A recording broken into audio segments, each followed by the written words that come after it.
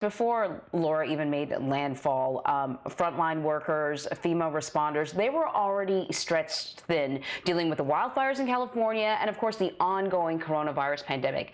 Now we're in the thick of hurricane season. So we want to bring in internal medicine doctor Shoshana Ungerleider to talk a little bit about this.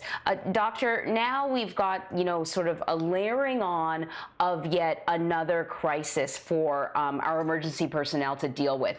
And all I could think when I heard about how damaging this storm could be, specifically for some areas where they used, phrases like unsurvivable storm surge, which means if you're there, you got to get out.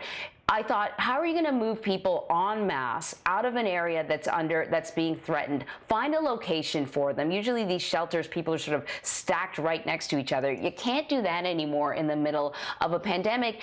And of course, the issue of taking people perhaps from a area that is sort of struggling with the pandemic and moving them to an area that has the coronavirus under control. All of these things are pretty risky.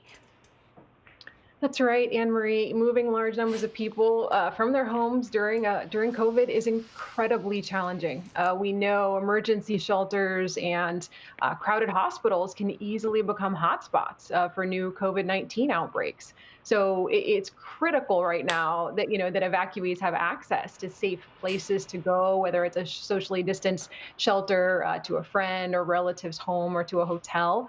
But given that COVID has put so many Americans into a situation where money is tight, this makes paying for a hotel or spending the extra cash on gas even harder. And we know that flooding, which often comes with these storm surges, disproportionately impacts minorities and low-income residents who often live in low-lying areas or in neighborhoods that don't have green space to absorb that extra water.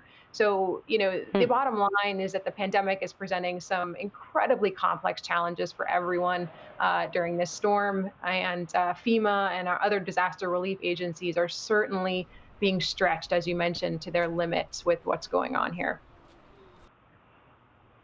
And Dr. Ungerleider, this is something we've talked about before, but what about minority communities that have been heavily impacted by COVID-19?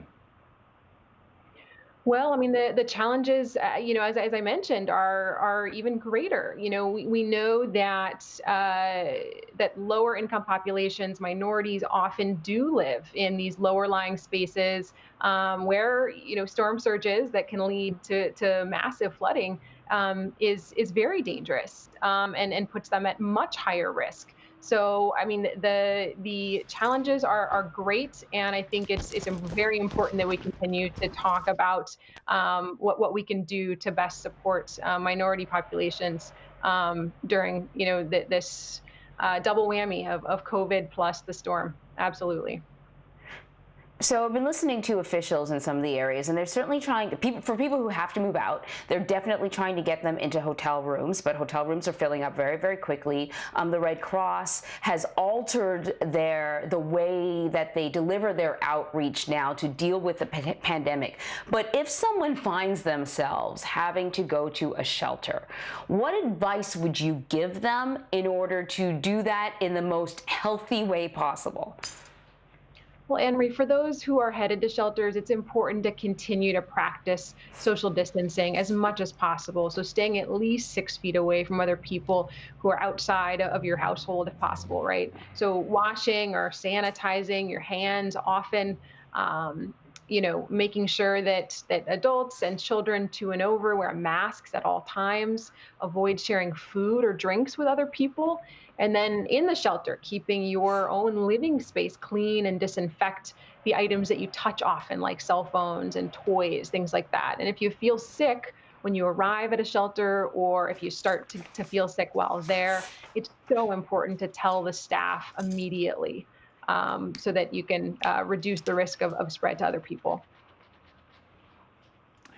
Dr. Ungerleider, I mean, just your professional opinion, are we at a point right now in this country when we will only be rid of this pandemic when we have a vaccine? I mean, all the things that we've been talking about for 5 months now, the messages, the recommendations that you and other medical professionals, the CDC, have made.